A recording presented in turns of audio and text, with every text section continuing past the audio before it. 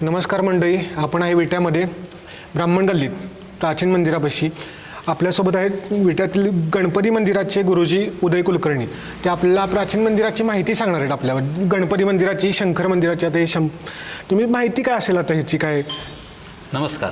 मी उदय कुलकर्णी. हां, मी गणपती मंदिराचा पुजारी आहे. आत्ता आपण जिथं बसलो आहे ते त्र्यंबकेश्वर देवस्थान आहे. याचा इतिहास असा आहे की ज्या वेळेला राजाराम महाराजांच्या मृत्यूनंतर स्वराज्याचे दोन भाग झाले. एक म्हणजे सातारा आणि कोल्हापूर. तर पहिले सातारला स्वराज्य असताना त्यावेळेला या संस्थांचे पंतप्रतिनिधी म्हणून त्र्यंबकराव होते आणि त्यांचेच दोन मुलगे, एक सातारा संस्थानचे पंतप्रतिनिधी झाला आणि एक कोल्हापूर संस्थानचे पंतप्रतिनिधी झाले. आणि ते झाल्यानंतर जे कोल्हापूर संस्थानचे पंतप्रतिनिधी होते त्यांनी विटा ही आपली राजधानी केली आणि आपल्या वडिलांच्या स्मरणार्थ म्हणजे त्र्यंबकरावांच्या स्मरणार्थ त्यांनी हे त्र्यंबकेश्वर देवस्थान उभं केलं. हे मंदिर उभं करत असताना त्यांनी या मंदिराबरोबरच पलीकडं राम मंदिर, विष्णू लक्ष्मी मंदिर, गणपती मंदिर आणि मारुती याची स्थापना केली. तसेच हे करत असताना या मंदिराच्या पाण्याची सोय व्हावी म्हणून इथे एक बारव खोदली होती. त्या बारवेला दोन बाजूकडून हे होत्या आणि या मंदिराचे पूजा अर्चेसाठी खटावकर वेदशास्त्री त्यांना खटावकरांना नियुक्त केले होते. ओके, म्हणजे हे मंदिर आता खटावकरांकडे आहे थोडक्यात. हां, आता ह्याचे ट्रस्टी जे आहेत ते खटावकर म्हणून आहेत सगळी मंडळी. आणि आता आपण जे म्हणलं बारव, ती आता गणपती देवळाखालची जी विहीर आहे तीच का आपली? हां, बारव म्हणजे तीच गणपती मंदिराखालची विहीर म्हणजे बारव. त्याचं काय झालं, मग पायऱ्यांचा जो भाग होता विहिरीचा तो भाग गणपती मंदिराच्या सभामंडपासाठी आपण घेतला आणि सभामंडप गणपती मंदिराचा मोठा केला. आणि तुम्ही जसं म्हणला की वकील आपलं संस्थानिक विट्यात होते वगैरे, असं जे आता औंध संस्थानिक वेगळे होते आणि विट्याचं संस्थानिक वेगळं झालं का? म्हणजे औंध संस्थान वेगळं, पण त्यांचेच बंधू कोल्हापूर संस्थानचे पंतप्रतिनिधी होते. त्यामुळे विटा हे संस्थान होतं आणि त्यांचा वाडा हा आता जो शिवाजी महाराजांचा पुतळा आहे त्याच्या आतल्या बाजूला पंचायत समिती आणि हे जो सगळा परिसर आहे तो भाग म्हणजे तो त्यांचा वाडा होता. त्याला 4 बुरुज होते. एक बुरुज म्हणजे आता महाराजांचा पुतळा आहे तो, एक बुरुज आता अण्णा भाऊ साठेंचं स्मारक करण्यासाठी उतरवला तो, आणि विनोद कॅफे हॉटेल आहे तिथं एक बुरुज होता मागच्या साईडला. आणि आता जो विट्याचं जुनं स्टेज, दगडी पाण्याची टाकी, तिथं जुनं स्टेज होतं त्या तिथे एक बुरुज होता. असा 4 बुरुजांचा तो वाडा होता. ठीक आहे. मग आता आपल्या मंदिराला आता किती वर्ष चालली गणपती मंदिराला? तरी आपल्या मंदिराला किती वर्ष झाली हे सांगता येत नाही आता, कारण का गणपती मंदिराची मूर्ती ही स्वयंभू आहे. ती ज्योतिपंत कुलकर्णी हे चिंचणेर, कोरेगाव तालुक्यातील चिंचणेरचे ज्योतिपंत कुलकर्णी म्हणून होते. ते घरात लहान असताना हुड मुलगा असं म्हणून त्यांची अवहेलना केली गेली आणि घरातून त्यांना भागलून दिले. त्यानंतर ते फिरत फिरत आले. त्याला आपण आता जिथं बसलो आहे तिथं काहीच नव्हतं, जंगल आणि ओढा होता आणि एक निवडुंगाचं बेट होतं.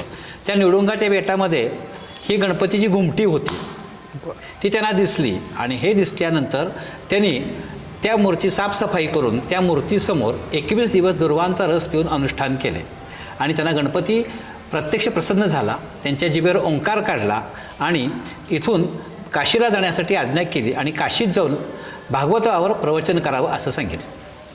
म्हणजे त्यांनी इथून जाऊन तिकडं भागवताचं प्रवचन वगैरे केलं म्हणताय तुम्ही? इथून ते काशीला गेले. काशीला गेल्यानंतर आता हे हुड मुलगा फिरत फिरत आलेला, त्याच्याजवळ काही ग्रंथसंपदा नव्हती, काही नव्हती. मग काय करावे, तर काशी विश्वेश्वर दर्शन घेतले आणि विश्वनाथाचे पुजारी होते त्यांच्या घरी फिरले. मला ग्रंथ द्या, मला प्रवचन करायचे. पण कोणी हा अनोळखी मुलाला कोण काही देईल, त्यामुळे त्यांना कोणी काही ग्रंथ वगैरे काही दिलेलं नाही. मग तसेच संध्याकाळी प्रार्थना केली विश्वनाथाची आणि ओरीत झोपले. आणि काय बघा, सकाळी उठून बघतात तर त्यांच्या उशाशी 12 स्कंद भागवताचे होते. बापरे. आणि त्या स्कंदांचं अजूनही ते स्कंद जे आहेत ते अजून चिंचणेर येथे त्यांच्या समाधीस्थळ आहे तिथं आहेत आणि त्यांची त्या ग्रंथाची झेरॉक्स प्रती आपल्या विटे इथे आपण ठेवलेली आहे. म्हणजे आपण जे उत्सवात ग्रंथ घेऊन येतो म्हणजे ते ग्रंथ आहेत. हां, जो आपण उत्सवात ग्रंथ पालखीतून मिरवतो तो ग्रंथ म्हणजे त्या ग्रंथाची प्रतिकृती आहे. बरं. मग ते आपल्याकडे कुठून आली, म्हणजे आपल्याकडे किती वर्षापासून वगैरे आहे, त्याचं काय अंदाज काय? प्रतिकृती का? हां, ती प्रतिकृती ज्यावेळेला ह्या मंदिराचा जीर्णोद्धार केला गेला त्यावेळेला ती भागवतांच्याकडून आपण ग्रंथ आणून त्याच्या सगळ्या झेरॉक्स काढून ते आपल्याजवळ आपण जतन करून ठेवलेलं आहे. मग आता आपण गेले 141 उत्सव करतो आता हा, म्हणजे आपल्या मंदिराला थोडक्यात 141 वर्ष झाली आहेत. मंदिराला 141 वर्ष झाली असं म्हणू शकत नाही, बरं. पण हा उत्सव हा 141 वर्षापूर्वी या गावातील ब्राह्मण समाजाने सुरुवात केली. समाजानं केले, म्हणजे असं नाही की ज्योतिबंतांनंतर कुणी एका व्यक्तीनं चालू केला वगैरे असं काही नाही आहे. असं काही नाही, संपूर्ण समाजानंच या गणपती मंदिराचा उत्सव चालू केला. मग आता ते भंडाऱ्यांकडनं जी आपण मूर्ती घेऊन येतो पंचधातूंची, ती आता त्याची प्रथा काय म्हणजे आपल्याकडं? ज्या वेळेला हा उत्सव आमच्या इकडे होत होता त्यावेळेला हा उत्सव करणारे जे शहरातले कार्यकर्ते त्या गावातले होते त्याला काय करायचे, उत्सव करायचा, जन्मोत्सव करायचा, जन्मोत्सव प्रसाद करायचा आणि प्रसाद झाल्यानंतर पालखी मिरवणूक काढायची. मग पालखी मिरवणूक काढत असताना यांच्याकडे उत्सव मूर्ती नव्हती पालखीत मिरवणूक ठेवायला. मग ते काय करायचे तर तो पाळण्यात जो उत्सव जन्मोत्सवाच्या नारळ ठेवलेला असायचा तोच नारळ पालखीत ठेवून त्याची मिरवणूक काढत होते. हे असं असताना विट्यातील भंडारे यांचे नातेवाईक कवीश्वर शास्त्री म्हणून नरसोबावाडीचे होते, ते 1 वर्ष या उत्सवाला आले होते. येथील लोकांचा उत्साह आणि सगळं उत्सवाची प्रथा बघून त्यांना आनंद झाला आणि त्यांनी सगळ्यासमोर सांगितलं समाजासमोर की लोक माझ्याकडं गणपतीच्या 2 मूर्ती आहेत, त्या मूर्तीपैकी एक मूर्ती मी तुम्हाला उत्सव मूर्ती म्हणून उत्सवापुरती देईन, पण त्यासाठी एक अट आहे माझी की ही मूर्ती आमचे जे नातेवाईक भंडारे आहेत यांच्याकडे कायमस्वरूपी राहील. उत्सवाच्या दरम्यान ज्यावेळेला प्रतिपदेला तुम्ही उत्सव चालू करता त्या दिवशी ही मूर्ती पालखीतून आणावी, मंदिरात ठेवावी. 5 दिवसाचा उत्सव झाल्यानंतर पालखीतून मिरवणूक झाली की मूर्ती पुन्हा भंडाऱ्यांच्याकडे पोच करावी. अशा पद्धतीनं त्यांनी ती मूर्ती दिली. गुरुजी, तुम्ही मगाशी म्हणला जसं की ब्राह्मण समाजाने उत्सव चालू केला, त्यातले मग पुढाकार कोणी घेतला, म्हणजे कोण होते त्यातले मेन करणारे, करते धरते, काय त्यांची नावं कळतील का? आणि असं जेवढी म्हणजे तुम्हाला जेवढी माहिती आहे तेवढीच सांगा, असं काही नाही की त्यातलं कोण राहिलं केलं, काही हरकत नाही आपल्याला. नाही, कसं आहे, मला जेवढी माहिती आहे ऐकीव, मी काही लेखी वगैरे कुठे माहिती नाही आहे, पण मला आमचे आई वडील आजी आजोबा यांच्याकडनं जी काही माहिती कळली त्याप्रमाणे मी तुम्हाला त्यातली माहिती देतो. हा उत्सव ज्याला चालू केला गेला त्यावेळेला ही मूर्ती मिळाली त्याला पुढारी असणारे लोक म्हणजे काकाराव गुळवणी म्हणून एक होते विट्यातले, त्यानंतर केशवराव गुळवणी, यशवंतराव पिटके म्हणून होते, नाना केसकर म्हणून होते, विष्णुपंत ज्ञानसागर म्हणून होते. अशी ही मंडळी पुढाकारी होते, यांनी हे उत्सव करत होते. तर अजून मला एक प्रश्न आहे की आता आम्ही लहानपणापासून इथं खेळतो, या समाधानवरती पण खेळलो आहे, तर हे पिंपळ, ही समाधी कोणाची आहेत, म्हणजे काय याचा इतिहास काय आहे तरी ह्याचा पण? ते कसं आहे, हा पिंपळ जो आहे हा मुंजे केलेला पिंपळ आहे. मुंजे केलेला पिंपळ आणि ह्याला पार बांधलेला आहे.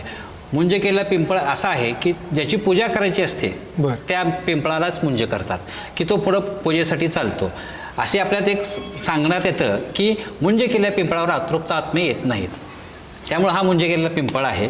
तसंच ह्या ज्या समाधी आहेत तुम्हाला मागाशी मी सांगितलंच की त्र्यंबकराव पंतप्रतिनिधी यांच्या स्मरणार्थ त्यांच्या मुलानं जे कोल्हापूर गादीचे पंतप्रतिनिधी होते हे मंदिर स्थापन केलं. मग त्यांनी त्यांच्या मृत्यूनंतर त्यांच्या पत्नी, 2 पत्नी यांच्या ह्या 3 समाध्या आहेत. 2 पत्नींच्या आणि त्यांची? हां, समोरची जी आहे ती त्यांची आहे, शेजारची त्यांची एक पत्नी आणि मागची एक पत्नी, अशा 3 समाध्या ह्या समोर आहेत. आणि मागं एक समाधी आहे ती गुळवणी, जे इथं गुळवणी यांचे जे आहेत लोक त्यांचे पूर्वज, त्यांची ही समाधी मागं ह्या त्र्यंबकेश्वर देवस्थानाला लागूनच आहे. बरोबर. आणि पलीकडे राम मंदिर, विष्णू लक्ष्मी मंदिर आणि गणपती मंदिर असा हा परिसर आहे. आता जसं तुम्ही म्हणला मागे एक समाधी आहे आणि त्याच मंदिराच्या मागच्या साईडला ज्या छोट्या छोट्या स्वयंभू जी शंकराच्या पिंडी आहेत त्याचा काय विषय आहे, म्हणजे काय इतिहास? आता कसं आहे, त्यावेळेला अशी प्रथा होती की बाबा एक सत्पुरुष एखाद्या घरातला असले की कुठं ते एक्सपायर झाले तर त्यांचं काहीतरी स्थान असावं, तर त्या पद्धतीनं त्यांनी ते त्यांच्या स्मरणार्थ ते मागं छोट्या छोट्या पिंडी अशा, आता ते ॲक्च्युली कोणाचं काय ह्याची माहिती ज्ञात कोणालाच नाही आहे, पण असंच काहीतरी असणार असा आमचा अंदाज. आणि जे पिंपळाचं आता सांगितलं, जे मुंज केलेलं पिंपळ, म्हणजे मुंजाचा पिंपळ वेगळा आणि हे मुंज केलेला पिंपळ वेगळा, यात काय प्रकार आहेत? म्हणजे मुंजाचा पिंपळ असं म्हणण्यात येतं की मुंजा पिंपळावर, हा मुंजा मुंजा पिंपळावर राहतो. बरोबर. मग तो जर राहायचा नसेल तर त्या पिंपळाची मुंज करायची, म्हणजे तो देवत्व येतं. पिंपळाच्या खाली कायम विष्णूचा वास असतो.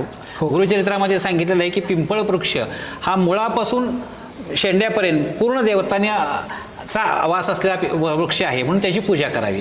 पण हे करत असताना त्याची मुंज केली, जशी मुलाची मुंज करतात त्या पद्धतीनंच ह्या वृक्षाची पण मुंज केली जाते आणि त्यानंतर तो पूजेसाठी वापरला म्हणजे पूजा केली जाते त्याची. मग आता ह्याची मुंज कोण करतं किंवा काय असं हे काही नाही आहे त्याचं काय? आता ह्याची गुंज केव्हा केली असेल, आता 3-4 पिढ्या आधी ज्यावेळेला ते केलेली असते, पण स्थापना केल्यानंतर पार बांधून त्याची मुंज केली जाते आणि त्यानंतरच तो पूजेसाठी योग्य बांधतात.